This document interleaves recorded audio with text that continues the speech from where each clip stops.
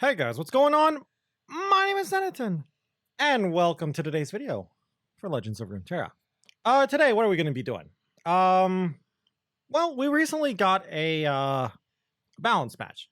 Patch 3.10.0. Unlike previous balance patches, we didn't get any new cards. It's purely just card changes, some buffs, some nerfs, etc., some bug fixes as well.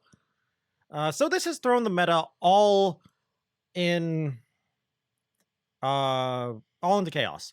So everyone's trying out all kinds of things. People are just so confused. They're like, is this good? Is this good? Is this good? Maybe this is good, but it needs a established meta, etc. So I'm here to try and throw a little order into this chaos, and I'm here to give you 5 decks to play in this new set. Either these decks are just very strong in general. Maybe they got literally nothing in them changed, but they're just really poised to be really well into the meta because they were either just already good in the meta or they lost bad matchups. For example, maybe Turbo Thralls is a bad matchup that might be gone because Turbo Thralls should be dead. Or maybe there's some decks that got some really strong buffs and are potentially strong, or at least a solid tier 2 deck. There's a combination of all of this stuff. But yeah, we've had a couple of days now to play with the changed cards, and I feel like I have 5 very fairly strong decks to play with, and in my opinion, they should climb fairly well, especially in the hands of a good player like I know you guys all are, of course. So let's go look at them. What do we have first, though?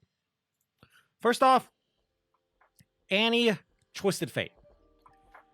Annie Twisted Fate is a deck that kind of existed previously in the last set, in the last patch. So why am I talking about Annie Twisted Fate? A couple of things. Noxus is still strong. Noxus didn't get really touched that much. Sure, you might argue, well, didn't Disintegrate get nerfed? Kind of, yes. Like, Disintegrate now, basically damage mitigation will stop Disintegrate, so Barrier stops Disintegrate. Well, if you basically stop the damage and the damage is reduced to 0, it stops Disintegrate, so Barrier, a ping against a tough unit, etc. But on the other hand, Riptide Rex was buffed. Riptide Rex is now 7/5 and does 7 cannon barrages. And if you don't know the whole point of Annie TF, basically Raven Bloom Conservatory, bringing out Tibalt buffs up, first off, just your spells in general, but also Riptide Rex and his cannon barrages. There's a lot of variations of this deck. I like the version I'm showing you right now. If I were to be playing this on the ladder, I would play this version with 2 Riptide Rexes. Some people like all 3 Rexes. I think the meta is shaping up to be a little too fast for triple Rex. Some people like to throw in 2 Mirai Great Mothers as well. I kind of actually like that deck as well, that version. I think this version, though, is a little more consistent than the Great Mother deck. The Great Mother version is more fun and high-rolly, of course. There's a new version that actually has been showing up recently that I am not the biggest fan of, but I know some people really love. And that completely cuts Riptide Rex to play more card draw. And I'm just looking at the list and I'm like, even more card draw? Really? You want more card draw? But basically like triple Whispered Words and some salvages. I've seen some with pick a cards as well, and I'm just like, this is crazy. I really can't understand why we're cutting Rex here for more card draw. Leveling up TF is nice and all, but I feel like as the meta starts to get established and basically decks get more refined, TF is not gonna level as easily anymore, and you're gonna have to probably play Riptide Rex, which is what this list is doing. But yeah, very strong deck. I'll be honest with you, if you want to play a Riptide Rex deck, though, I don't think this is the way to go. While Conservatory Riptide Rex is powerful, I think another deck we're going to look at a little bit later is stronger, and that is Ezreal Twisted Fate. Sure, we're not playing Conservatory in that version, we're a PNZ Bilgewater deck, but Ezreal is just so strong. Riptide Rex turbo levels Ezreal, which he kind of needs after his nerf. And Make It Rain also helps to level up Ezreal too, so I'd say if you want to play a Riptide Rex deck, maybe consider Ezreal TF instead of Annie TF, but the power level And the power spike a Tibalt and Ravenbloom Conservatory gives you is insane.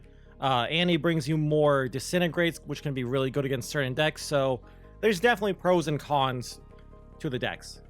And also you can try out definitely no Riptide Rexes, but I've played against some people who play this deck with no Rex, and they just seem to peter out if they don't level up TF and they just run out of gas. Sure, they're drawing all these cards, but they just seem to run out of actually a way to win the game. Now, what do we have as our next deck? Our next deck is actually probably the deck that I would say is, if you ask my honest opinion, the weakest of these 5 decks. But I do think it is a powerful deck still. I'm talking about Callista Hecarim.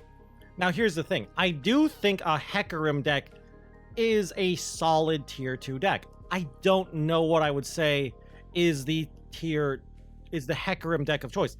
I've seen so many different variations. I think pairing with Ionia is the way to go, though. But I've seen Hecarim Lucian Plaza. I've seen Hecarim Zed. I kind of like Callista a little bit more because of her buff too. But if you don't understand if you don't know the Hecarim buff, basically when he levels up, it's kind of like a Zoe Tibalt kind of effect.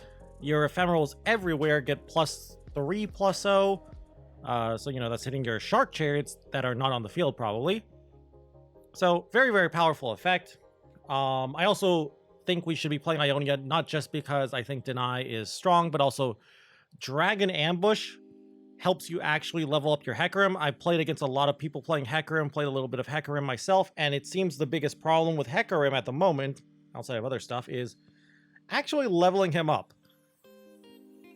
And of course, you know, like a lot of Hecarim decks, even before the buff, we are going to play some Harrowings, of course. You know, just Harrowing and win the game.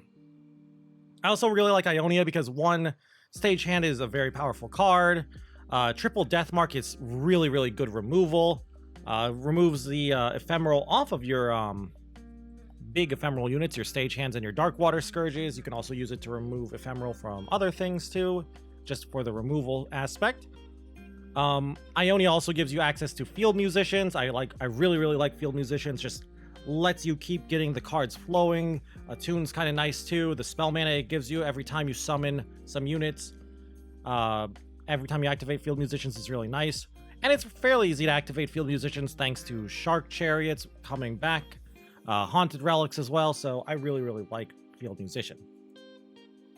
So yeah, big fan of this. This is a bit more of a slower, more mid-rangey, grindy version. You can definitely go more aggressive with this deck, though. I'm not sure if I like the more aggressive version better.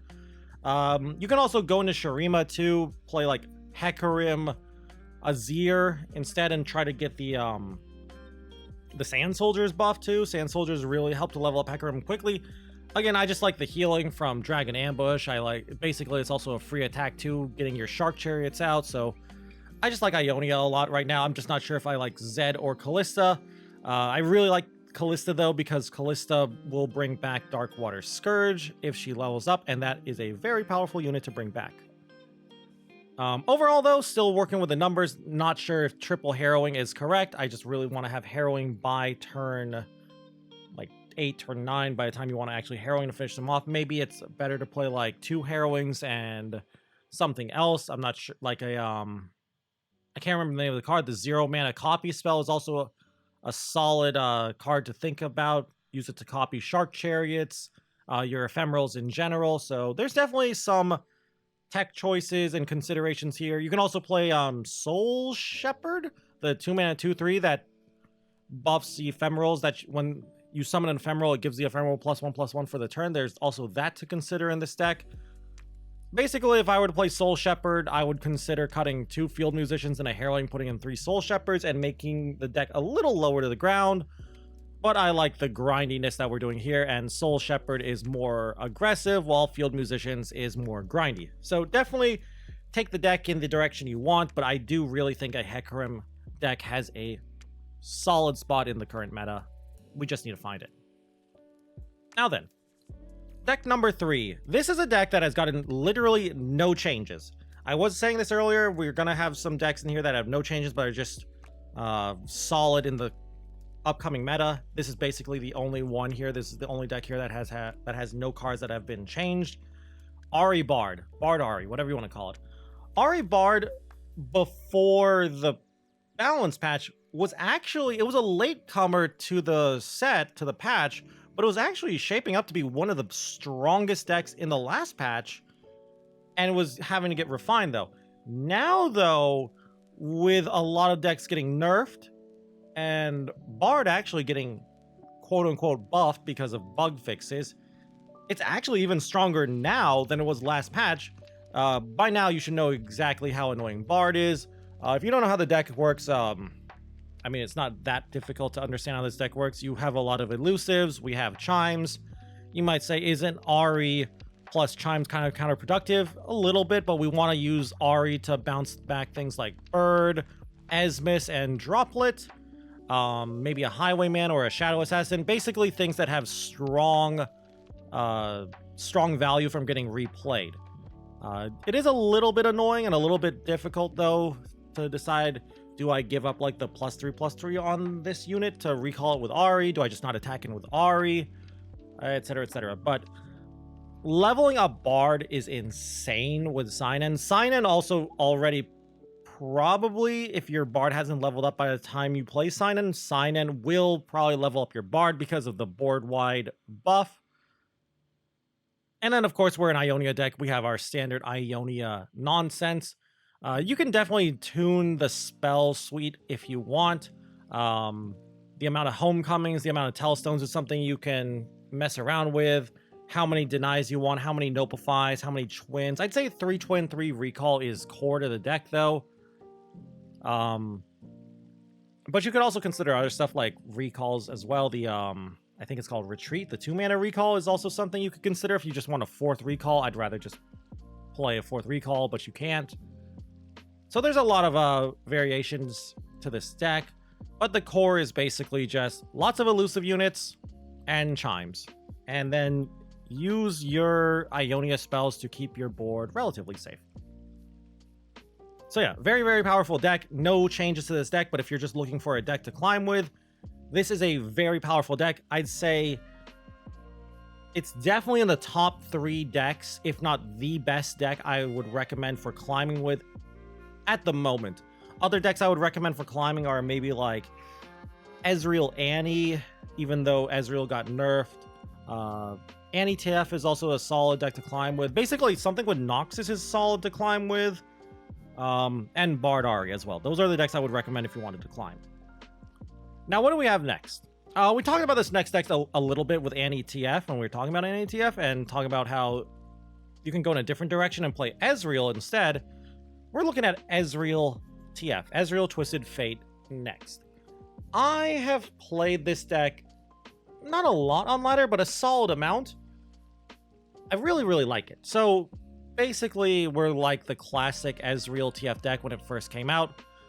Make It Rain, and the idea is Make It Rain and Riptide Rex help to level up Ezreal quickly, which he kind of needs after his nerf. This list, however, we're not really leveling up Twisted Fate as quickly as an Annie TF deck is, because we have less card draw, only 3 Eye of Nagakuburos in terms of spells. Sure, we have 3 Zonite Urchins, 3 Sump Dredgers, but those aren't as good at turbo leveling our Twisted Fate as, say, like Whispered Words or Salvage or something. You could definitely put in other cards if you wanted to go for a TF level up, but I'd rather just play more units here and just clog up the board. By doing so, we first off, it gives us survivability against more aggressive decks. It lets us get easier activations of Riptide Rex by just having a really wide board and making it hard for our opponent to block everything. And basically, it's an Ezreal deck. You know, you just get in your chip damage here. Eventually, you'll level up Ezreal, play some stuff, win game. And while we don't have that many spells, we do have Pharaoh's Financiers, so he's helping out a bit. Even though he got nerfed, he's now a 2/1. Progress Day is still good. Sputtering Song Spinner is still a good card. Very, very strong deck. Not sure about the early game, though. Not sure if Double Butcher is nice. Just want a little bit more early game. Maybe you could remove a Butcher for another Financier. Maybe remove both Butchers for Financier and something else early. But I really like Butcher, though. 1 mana 3/3. It's also discard fodder in the late game if you really just need more discard fodder. Mirai Warden also, you could also consider just cutting Butcher because Mirai Warden tries her best to give us a lot of tempo, but the two of Butchers does help us get on the board quickly and push in a solid chunk of damage tempo-wise. So that's nice. But yeah, very powerful deck in my opinion. Ezreal is still strong, still playable. I've seen people saying Ezreal is dead. Honestly, I think people are overreacting. I really just think the Ezreal nerf only slows down his level up by 1, maybe 2 turns, which is fine. I honestly think even before this balance patch, Ezreal was a little too strong, even though his win rate didn't say so, but that's also because Ezreal decks, in my opinion, are a little difficult to play, so you have bad players dragging down the win rate. And our final deck. Speaking of Ezreal, this is the deck I've probably played the most since the set came out, or the balance patch came out. Has my favorite champion in it. Deck I haven't actually played in a long time because of the play-cast merger. Basically broke the champion. We're talking about a Karma deck, specifically Ezreal Karma. If you don't know what I'm talking about, Karma, when she levels up, you know what she does. She duplicates a spell that you play. Used to be, before this balance patch, the second spell from Karma didn't actually get counted as being played, so it didn't actually trigger things like, or didn't help trigger things like Eye of the Dragon, didn't get counted for Lux, etc., etc., like Deep Meditation as well. And that was really big too for things like Go Hard decks, so Shadow Isles, Karma. I've been playing a lot of Karma recently too. I've also been playing with some Shadow Isles Karma. I think the way to go for Karma at the moment is PNZ for ladder. I think Shadow Isles Karma, you know, Karma, Thresh, Mono Karma, basically Rekindler Karma, Spooky Karma. I think that deck is actually solid and a fairly strong choice for gauntlets, for tournaments, for basically the best of 3, bring 3 decks, ban a deck from your opponent kind of format. For ladder, I think PNZ is a little bit better, and the reason for that is, one, I think PNZ is just better into a wider open meta, while Spooky Karma is not. Mystic Shot's really good in the meta too, letting you deal with things like Annie's and TF small stuff that you need to get rid of. Sure, you might argue you have Undergrowth in Shadow Isles Karma. It's not as great as Mystic Shot though, in all honesty. The heal is nice, of course. Also, this deck got a buff too. Aftershock is nuts. After playing with Aftershock, I really, really like 3 Aftershocks in this deck.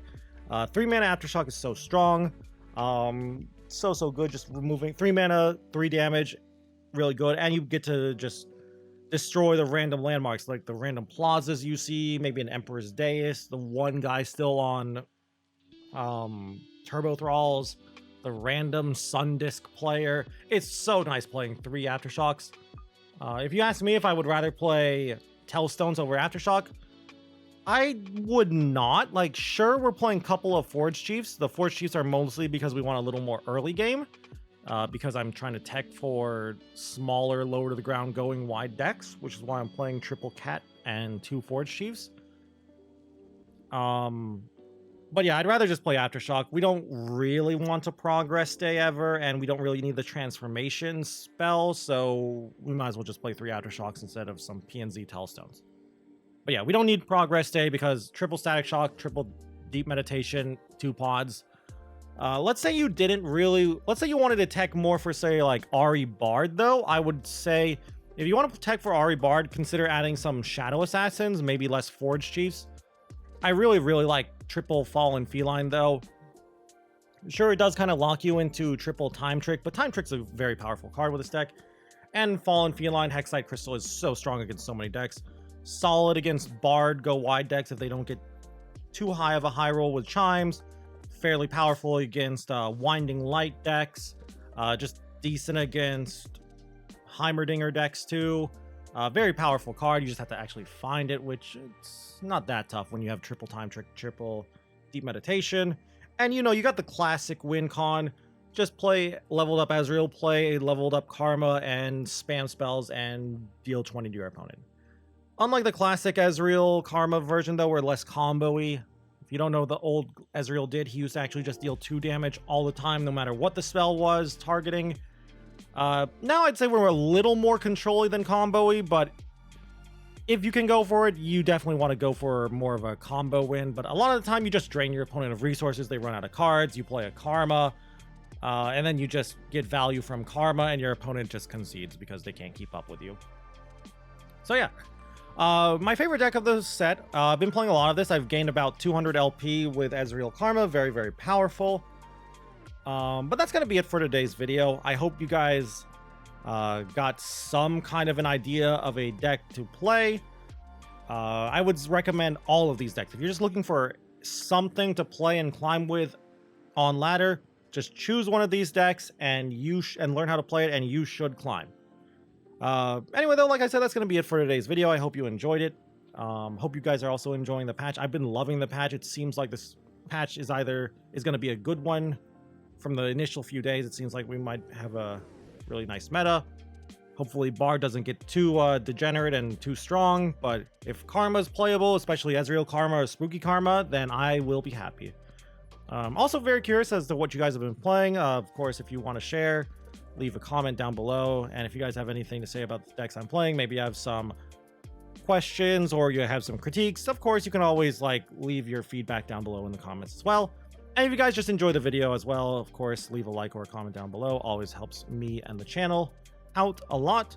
And if you guys want to keep up with the Legends of Runeterra content, you can go and subscribe to the channel as well. And if you want to watch me play some Legends of Runeterra, you can go and check me out over on Twitch at twitch.tv/Zenington, where I stream pretty much every single day. Anyway, though, with that all said and done, thank you all once more for watching this video. And until I see you guys in the next one, bye.